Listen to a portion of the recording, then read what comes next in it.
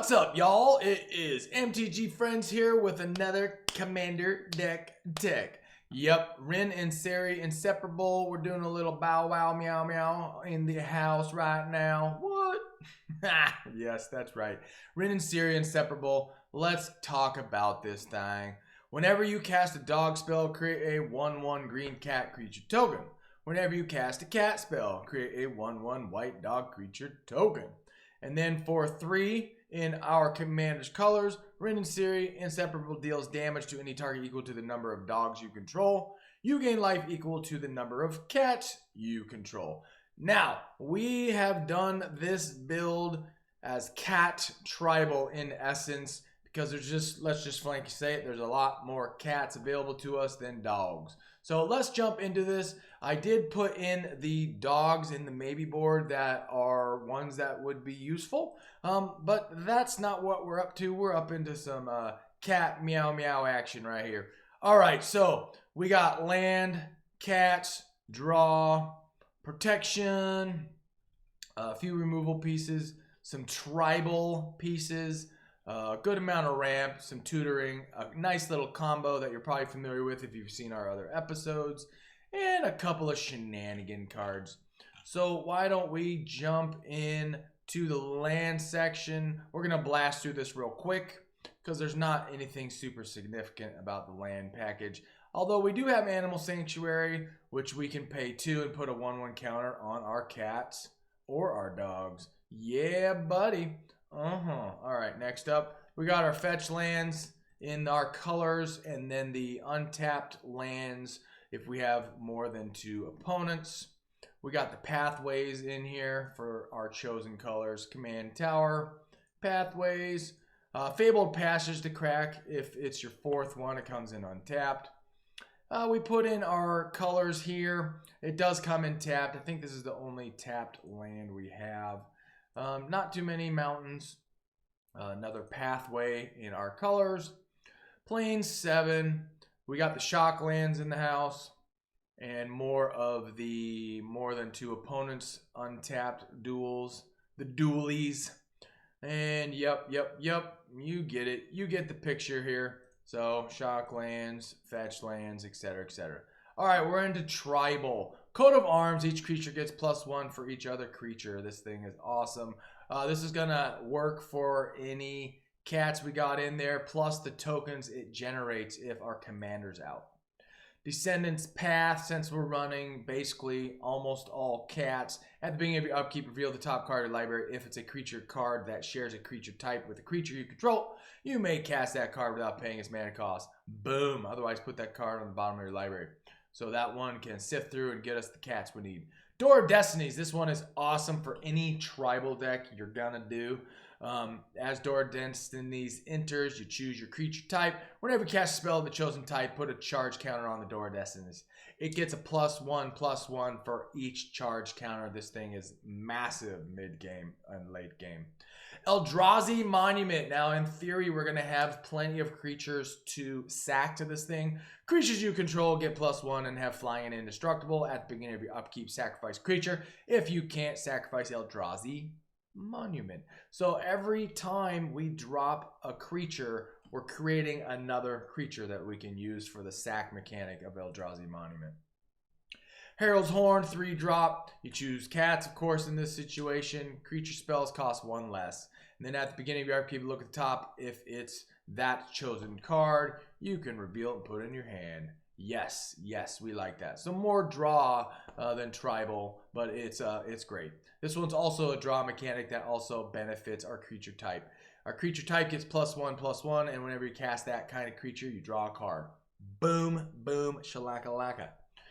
Alright, here's our funny little combo in here. If you've seen our other episodes, if you've seen the white ones, then you know what this is.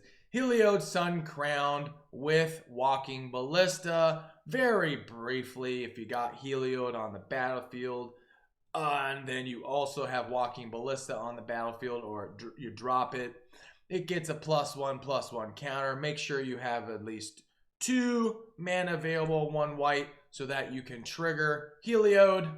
And then you go infinite damage because Heliod gives the Ballista lifelink. You remove a 1/1 counter, hit your opponent for 1. Heliod triggers, putting a 1/1 counter on Walking Ballista. Infinite damage next game. Alright, we got a few shenanigan cards. Sword of Hearth and Home. Whenever a equipped creature deals combat damage to a player, exile up to 1 target creature you own. Then search your library for a basic land card. Put both cards onto the battlefield under your control, then shuffle. So we get to flick one of our creatures, and then we also get to grab a land. I like it. I like it a lot. Titanic Ultimatum. Yes, it costs a lot, but it does a lot. Till end of turn, creatures you control get +5/+5 and gain first strike and lifelink and trample. What? Yeah, brain broke. Triumph of the Hordes is another beef, everybody, because we've hopefully gone wide. Till end of turn, you get +1/+1 and trample and infect. 10 infect damage to your opponent. They lose the game. Moving on. All right, let's blow through the cats, yo. Oh, and of course, if you're new to the channel, hit subscribe. Hit subscribe. If you're already a subscriber, thank you, thank you. Moving on. Adorned Pouncer for 2, double strike, eternalize. That just means that for 5, you can exile it from your graveyard. Create a copy that's a 4/4 black zombie cat. Boom. Boom, boom, shalaka. Ajani Pridemate. Yeah, we all know what this is, right? Right? Whenever you gain life, put a 1/1 counter on Ajani. Mainly, it's a cat. Cat, cat, cat. Ajani Strength Pride. This is a very fun one, and it creates cats for its -2. It's +1, gains life for each creature you control. So we got the life gain mechanic with Heliod if you have that out. Plus, it just makes things beefy. It's fun. It's fun had by all. Now, its ultimate is interesting. It's not necessarily for this deck specifically, but if for some reason you do end up with 15 life more than your starting life, you can exile this thing and exile each artifact and creature your opponent controls, which is pretty snazzy to say the very least. And if you read it carefully, each artifact and creature your opponents, as in plural. Yeah, buddy. All right, more cats in the house. If an opponent would draw 2 or more cards, instead you and that player each draw a card. And that's got flash, which means you can surprise your opponent. All right, Arahbo, Roar of the Worlds. One of my buddies actually is running this as his commander. It's a 5-drop, 5/5 with Eminence, which is nice for being a commander, which it's not in this instance. Whenever another cat you control attacks, you may pay 3. If you do, it gains trample and gets +X until end of turn, where X is its power. What? Yep, that's right. Shenanigans. Maybe that should be in the shenanigans section. Brimaz, King of Oreskos. It's a 3 in white, 3/4 vigilance. Whenever it attacks, you create a 1/1 cat soldier creature token with vigilance attacking. Whenever it blocks, you also do the same thing and blocking that creature. So this is a pretty snazzy helper and creates us some cats. All right, Bronzehide Lion is kind of an interesting card. It's a super cheap card, so I mean, just throw this thing in. Comes in as a cat for a 2-drop, a 3/3, which is cool. Then when it dies, you get to turn it into an aura enchantment, which you can spend 2 to make it the creature it's attached to indestructible. I mean, that's pretty cool. Pretty cool, man. Yep. All right, moving on. Cub Warden, we actually are running a few mutate creatures, so this is going to serve 2 things for us. One, it's a cat, which is nice. It's a 4-drop, 3/5 lifelinker, and when it mutates, create 2 1/1 white cat creature tokens with lifelink. The mutate mechanic out of Ikoria, very briefly, you can play it for its mutate cost to mutate a creature on the playfield that is non-human, I believe. Yep, non-human. And then that counts as the mutation. Or you can just hard drop it onto the battlefield as itself, and then it does not mutate. So if you mutate a creature, then you get to create these 2 1/1 white cat creature tokens. So most likely you'll be doing it for its mutate. Felidar Sovereign, since we are doing a bit of lifelink action, this is fun had by all. At the beginning of upkeep, if you have 40 or more life, you win the game. Yep. Alt-Win Conditione. This will have a target on its back immediately if you have 40 life. Or they will do their best to get you under 40. All right, Feline Sovereign for 3. Other cats you control get +1. Yeah, I like that. Whenever one or more cats you control deals combat damage to player, restore up to 1 target artifact or enchantment that player controls. Haha, yeah, removal 2. What? And hidden, an added little bonus is it has protection from dogs. I think that's funny. I think that's funny indeed. In fact, it makes all your cats have protection from dogs. Not that you're going to run into that a lot. Fleecemane Lion for 2. It's a 3/3, which is a very, very useful 2-drop. And for 5, Monstrosity 1. If this creature isn't monstrous, put a 1/1 counter on it, and it becomes monstrous. As long as Fleecemane Lion is monstrous, it has hexproof and indestructible. Ooh, sticking power. Yeah, yeah. All right, here's another fun one. Frondland Felidar, 4-drop, 3/5, also out of Ikoria. Creatures you control with vigilance have for 1 tap target creature. I like that. And it's got vigilance. All right, Highcliff Felidar. This is a very interesting one. It's a 7-drop. I always think Arctic foils look so weird. But anyways, it's got vigilance, and when Highcliff Felidar enters battlefield for each opponent, choose a creature with the greatest power among creatures that player controls and destroy those creatures. I like that. That's funny. That's hilarious. That's got the added bonus of vigilance. Hungry Lynx for 2. Cats you control have protection from rats. At the beginning of your end step, target opponent creates a 1/1 black rat creature token with Death Touch. Whenever a rat dies, put a 1/1 counter on each cat you control. This thing is just chocked full of jank, and because of that, I just felt like it just absolutely had to be included in this build. All right, Huntmaster Liger, another mutate spell for 3, which is nice. Whenever this creature mutates, other creatures you control get +X/+X until end of turn, where X is the number of times this creature has mutated. Yes, yes indeed. And it's a cat, most importantly. Jareth Leonin Titan, 3 white. A little spendy in the white stuff, but you know what? That's fine.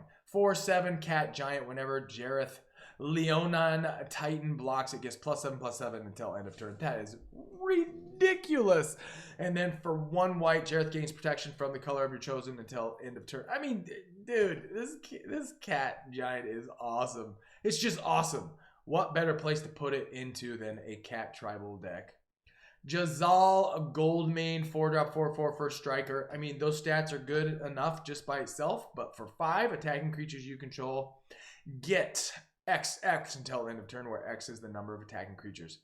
Holy moly, your horde of cats is going in, y'all. Jedit Ojanin of Ifrava. Woo! I'm not going to say that again. It's got Force Walk, which is nice. Nice indeed. Whenever Jareth Ojanin of Ifrava, okay, I said it twice, attacks or blocks, create a 2/2 green cat warrior creature token with, you guessed it, Force Walk. All right, Kahira the Orphan Guard. You could, I think, put this in as your companion, but I just decided to mainline this thing.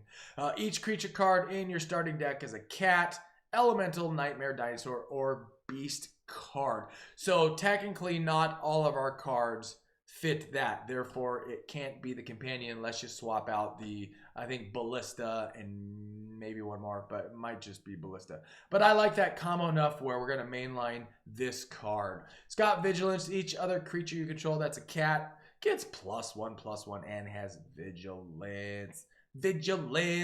Keeper of the Fables. This one is spicy for cats. Originally out of Throne of Eldraine. I remember drafting this multiple times just thinking, man, this card is awesome draw mechanic. Whenever one or more non-human creatures you control deals combat damage to a player, draw a card. Boom, boom, boom. Knocking at your door with some damage and some draw. What? Kemba Ka Regent 3/4. Cat Cleric. At the beginning of your upkeep, create a 2/2 white cat creature token for each equipment attached to Kemba. So it's a nice 2/4 for 3. We aren't running too much equipment. We are running, I believe, 2. So the likelihood you're going to have this with an equipment doesn't necessarily... what am I trying to say here? Basically, not all that likely unless you go fetch it. All right. Little tongue-tied there. Leonin, Arbiter for 2/2/2. Players can't search libraries. Ha ha. Anytime, or any players may pay 2 for that player to ignore this effect until end of turn. So you're requiring your opponents to have mana management. And since we're not fetching too much stuff, this won't come into play too often. For us, anyways.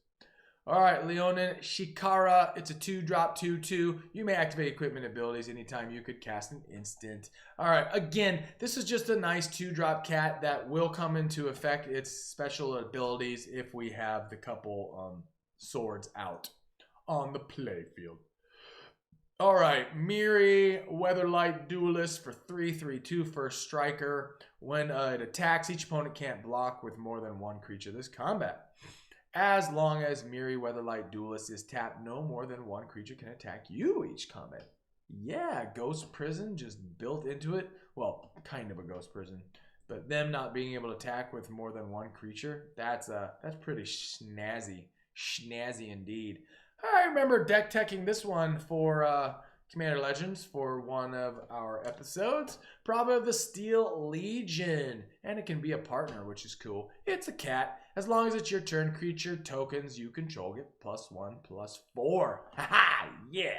And for 4, you can create a 1/1 white soldier creature token with Partnore. Quasali Pridemate 2-drop 2/2. I saw one of my opponents in our playgroup drop this onto the playfield the other day, and I thought, oh, wow. For 1, you can sack it and destroy target artifact or enchantment. I like it. I like it indeed. All right. Regal Leosaur for 2/2/2. Mutate. Now they're mutate. I think we're running 3 or 4 mutates, so plus they're cats and have fun stuff going on. Whenever this creature mutates, other creatures, plural, folks, you control get +2/+1 until end of turn. Boom. Yes. Yes, indeed. Tamir Sabertooth, 4-drop 4/3. For 2, you may return another creature you control to its owner in his hand. If you do, Tamir Sabertooth gains indestructible until end of turn. Yeah, I like it. And then white main lion to round out our kitty cats. It's got flash. When white main lion enters the battlefield, return a creature you control to its owner's hand. So any spot removal trying to hit you, you can just bounce that sucker back and then play it again. Yeah, buddy. All right, let's blast through the ramp. Arcane Signet. We got the other signets as well. We got Lantern to make all of our lands any color we need, including itself as a mana rock. Cryptolith Rite.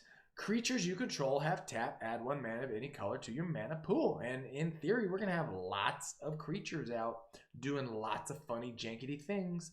I think we have all 3 of the signets for our colors, which we do. This Sky Shroud Claim lets us go fetch 2 forests for 4, which nets us 2 untapped forests. So in essence, it really is a 2-cost spell once you get those other 2 lands out there. You just got to have the 4 to do it. All right, Smothering Tide, get that out early, and it is fun had by all, well, mainly you. Whenever an opponent draws a card, you get to ask them the question, do you want to pay 2? Otherwise, you create an artifact token for some ramp, Alicious ramp. All right, Soul Ring, Swords of the Animus, you equip it for 2, you get +1/+1, and then when you attack, you go grab a basic land for your troubles and put it onto the battlefield tapped. 3 visits, go grab a force card, put it in untapped. Skull Clamp, hopefully we all know what this does. +1/-1, you put it on a creature if they aren't Giganosaurus Rex, and then you can draw 2 cards. Yep. Sylvan Library, blast through this real quick. You get to draw or you get to grab 3 cards off top of your library. Choose if you want all 3. If you do, you pay 4 life, and your normal draw, or you can put the other 2 back on top of your library in the order of your choosing. Great henge, doing double duty, maybe even triple duty this thing, but you can tap it to add 2 green and gain 2 life. And then on top of that, you get to put a +1/+1 on the creature that you play. Plus on top of that, if you play a creature, you draw a card. And plus on top of that, it gets smaller to cast depending on how big your largest creature is. So in theory, you could drop this for 2 green if you have a big enough creature out there. Otherwise, it's going to cost you less depending on how big of a creature you got. All right, 3, I think 2 or 3 protection pieces, Heroic Intervention, as you'd expect. You see this a lot in our deck text. Permanents you control gain hexproof and indestructible until end of turn.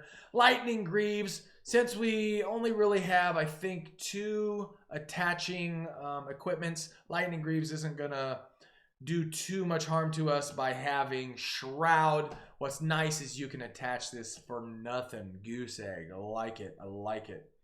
All right, and then Teferi's Protection. Everything phases out, in essence, and then you bring it back in at your next untap step. You can't lose the game. Can't lose life. None of your permanents can be messed with. It's all good in the hood. All right, removal Aura Shards. Whenever a creature comes into play under your control, you can destroy target artifact or enchantment. Aura Shards is just janky-licious awesome. Austere Command. You can choose 2 for 6. Destroy all artifacts, destroy all enchantments, destroy all creatures with converted mana cost 3 or less, destroy all creatures with converted mana. So it's so versatile, you can just decide what you need to do. All right, one of the few cards, including Ballista, that is not a cat, and that's for its Mutate. Plus its additional cool shenanigans where when it mutates, destroy target artifact or enchantment opponent controls. And I believe we're running absolutely no humans, so your Mutate is going to always have a target if you got a creature out. Wrath of God for that reset button, destroy all creatures for 4. All right, tutor action, Eladamri. We can go grab a creature card, put it in your hand. You do have to reveal it, but it only costs you 2. Lightning tutor, you put it at the top of your library. Enchantment, or not enchantment. Enchantment or artifact. Sometimes I talk so fast, I get the other tutors confused. So, yep, that's what Enlightened Tutor is all about. Finale of Devastation. More than just a tutor. It's super jank. You go grab something out of your graveyard or your library that costs X or less, and if X is 10 or more, creatures you control get +X, and gain haste until end of turn. So we just made our whole board super duper large. Worldly Tutor, same thing with the tutoring. It goes to the top of your library. It's a creature, you gotta reveal it. And that brings us back to Rin and Seri Inseparable. Thanks for tuning in, folks. I think this is going to be lots and lots of fun for you to play. People are going to be surprised with it, and they're probably going to enjoy it too. Like in all of our deck takes, the thing that can really drive the cost down is just messing with your land base. You don't have to have all fetches and all shocks and all the shenanigans like that. That'll make it more budget friendly. But you know, Magic costs money. Money, y'all. And we're all adults here, right? We can decide whether we should go get some awesome cards that we want to have in our stable of cards. It's all good. All right. Thanks for tuning in. Check out our other episodes. And thanks for being a subscriber. You guys are awesome. Please put something in the comments because we like to hear from you. All right. Thanks for checking us out.